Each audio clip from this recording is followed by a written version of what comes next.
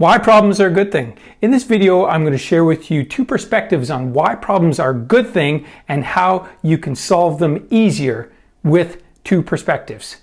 Let's dig in. Why do some people solve problems easier than others? Do they have a special power? Do they have a unique ability? Do they have a special perspective that helps them to get through situations and circumstances easier than you and I? What do they have, and what can we do to learn from them and solve our problems easier and faster? First of all, we are problem-solving machines. We are continually solving problems. We have problems coming at us every single day. It could be a light bulb burning out, or it could be a problem with our car, or it could be the fact that it snowed and you had to shovel the driveway. Or, it could be a multitude of things, but there's problems coming at us every single day. And in fact, if you flick your television on in the evening, you might be watching a series or a movie or even some news media. And what are they doing? They're presenting problems and we are solving them in our own minds. So we are problem-solving machines in some respect. So why is it that some people solve problems much easier and faster than most of us? Well, it's simply because they have a different perspective. So when you break problems down, it's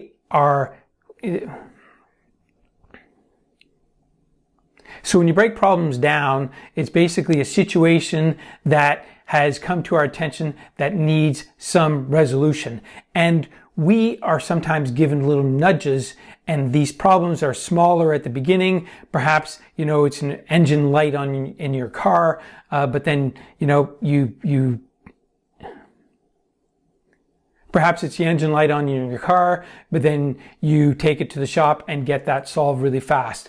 But then it comes on again and you decide, well, maybe it's just the engine light, and you leave it on, and then something else breaks down and it keeps persisting. Or it could be something in your body. Perhaps you get headaches or pains in your body, and they keep happening over time, repetitiously. There's patterns that you can recognize, and you're not paying attention to them. You're not asking questions. Why is this happening? What is the cause of this? What am I doing to cause this? So that perspective, that perception right there is where you can ask questions and seek solutions. You're in a state where you can ask and seek answers.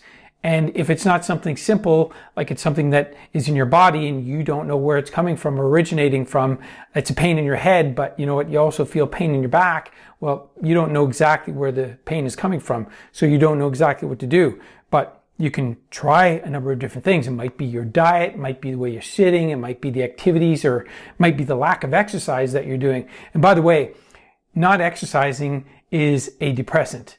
That if you don't move, it's depressing, and it can compress and cause irritation and inflammation in your body.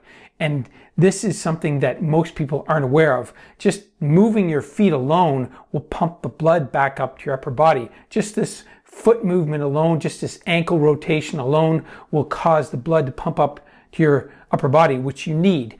It's the flexing of your calves. So in case you didn't know that, you should be moving every single day so that you get the blood flowing and you are getting the blood you need back up to your brain and recycling it.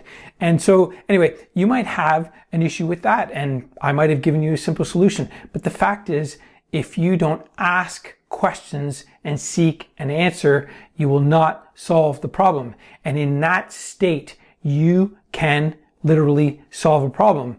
But if you're not trying to figure it out, you're not asking questions, you're not asking online, you're not asking people that you know and respect. It might be a naturopath or a doctor or somebody that you know who has gone through the problems that you're having that could possibly help you with a solution. So unless you're asking and seeking, then you're not going to find. There's a great statement in the Bible: ask and you will receive, seek and you will find, knock and the door will be open to you. The first two ones, ask and you will receive, seek and you will find. Ask and seek. That's what you need to do when you first see a problem, is start asking questions. How can I solve this? What's my better thinking? What's my better emotion? What's my better thought right now? What's the solution to this problem? What can I change? What can I do? You can ask a multitude of questions. Just start writing them down and thinking about what kind of questions you can ask that will lead to the solution, versus sitting there thinking, I hate this. This feels horrible. I don't like it. I don't like this situation. I don't know what to do about it. I'm stuck. You can ask how questions, but you might as well ask who questions if you're getting stuck in how, because if you don't know how, you might as well find out somebody who has solved this. Go online, ask somebody you respect and know, like I said, and find the solution, move towards it. And once you start stepping towards it, then some solutions and opportunities will start coming to you. I had some tremendous pain in my back years ago, and I couldn't even get out of bed in the morning without wondering whether it was going to twinge and I was going to be paralyzed. Not literally paralyzed, but just paralyzed in pain. And I didn't know what it was. And it was persisting. I went to a chiropractor and I kept doing exercises and so on, changed my diet. I had to look and seek and find and try to find the way out of this pain, because it was so unbearable. But the thing was, I wasn't going to give up. I wasn't going to just lie there and say, this is just the way it is and I'm going to be, stuck like this. And the real motivator for me was, I have young children and some of them I can still pick up, and I'd love to be able to pick them up and give them a piggyback. And that was a problem. If I couldn't do that, that was an issue for me. And I should be able to pick them up. I'm not that old, so I should be able to pick them up. And in fact, we should be able to pick up heavy things for as long as we live, as long as we're doing some weight-bearing exercises. But the thing was, I wanted to solve this so badly because I wanted to be able to carry my children, pick them up, and not have pain hours later. And I wanted to be able to do physical activity and play ice hockey and things like that without having pain. So it was a real motivator. So if you don't have a motivator behind solving your problem, that might be an issue, but there probably is one. And you just need to find out what it is. So like I said, the first thing is to become aware of the problem and then change your perspective about it. Think about it in terms of, I'm seeking an answer here. I'm looking for a solution to this problem. I don't know what it is, but I'm going to find it. Napoleon Hill, in his book, Think and Grow Rich, he had a problem and he kept just walking and speaking to himself and saying, there's a way out and I'm going to find it. There's a way out and I'm going to find it. There's a way out and I'm going to find it. He said it thousands of times as he walked around in the dark. He was walking around a schoolyard in the dark, just trying to get this problem solved. And then ideas started coming, and he had a notepad and he started writing them down. And so the thing is, if you start seeking to find the solution, you will get some answers. The answers to your problems are in the questions. So start seeking. Now, if you don't start seeking, then you're going to move into a state where you have a problem and need a solution. Seeking a solution and trying to find a solution to a problem is different than having one and needing a solution. A client of mine once had a problem where his accountant hadn't paid the taxes accordingly, and what happened was the bank took the money out of his bank account that was owed and then locked his account. That's a problem that needs a solution, and that all happened in one split second. So one morning he wakes up, his accounts are locked, he has checks that he's written to companies, and he has a multi-million-dollar business, and everything is frozen. That's a problem that needs a solution. You don't want to get to that state. So you need to be thinking of ways out of it and not getting caught up in what's going on and trying to take a shortcut or something like that. So if you have this situation where you have a problem that needs a solution, you are going to act fast. It's like years ago when I went into the ditch on an icy, snowy day, and I went into the ditch and we had to get to a destination, and that needed a quick and fast solution. I don't know how I did it. I mean, you could say I manifested it, but a Jeep pulled up within 5 minutes. He had a winch on the front of his Jeep. He hooked it up to our vehicle, towed us out of the ditch, and we kept going.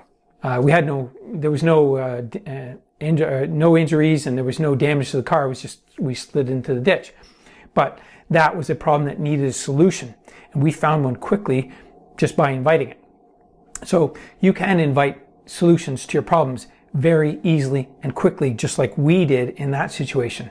However, if you do have a problem that needs a solution and you're not willing to take the actions or take the steps or ask questions and try to move towards it, then it's going to get bigger and bigger and bigger, and it'll become like a pressure cooker.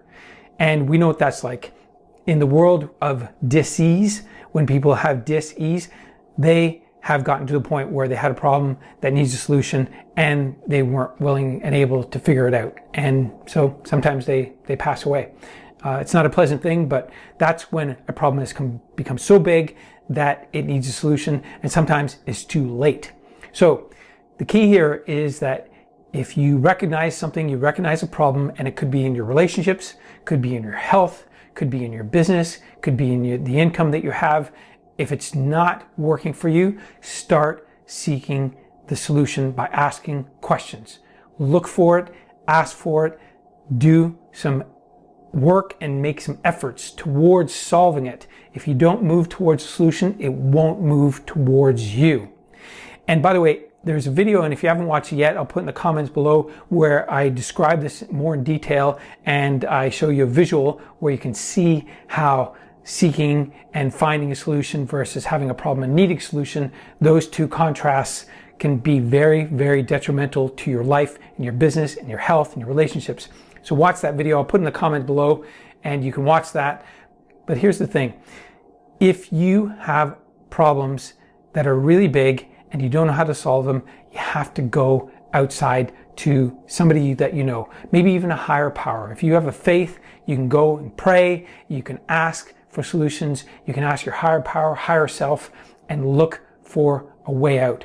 Look for the solution.